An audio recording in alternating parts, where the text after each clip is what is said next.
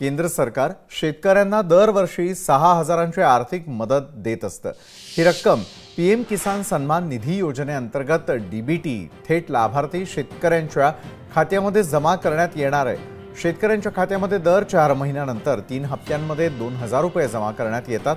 सध्या या योजनेमध्ये एकूण 18 हप्ते जमा करण्यात आलेले आहेत, तर आता शेतकऱ्यांना 19व्या हप्त्याची प्रतीक्षा आहे। त्याआधी पंतप्रधान शेतकरी सन्मान योजनेमध्ये मोठा बदल करण्यात आलेला आहे। योजनेमध्ये हेराफेरी करणाऱ्या आता प्रशासनाच्या रडारवरती असतील।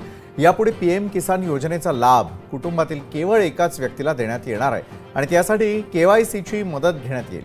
पडताळणीमध्ये एकाच घरातील इतर सदस्यांना लाभ मिळाल्याचं आढळल्यास त्यांच्यावरती कारवाई करण्यात येणार आहे।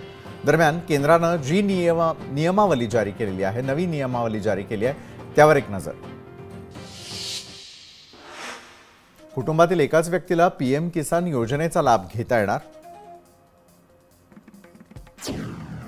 आयकर भरणारा नोकरदार अल्पभूधारक यांना लाभ नाही। अर्जाची छाननी प्रशासन आपल्या हाती घेणार।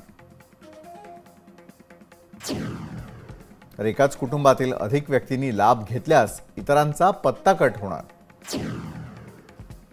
ई केवायसी शिवाय हप्ता जमा होणार नाही।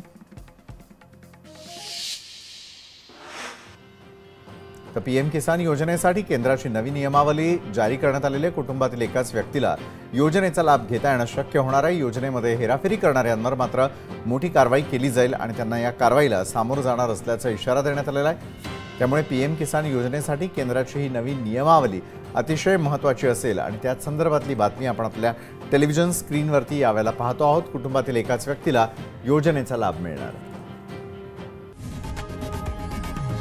लोकशाही मराठी ऐका, पहा, जागरूक रहा।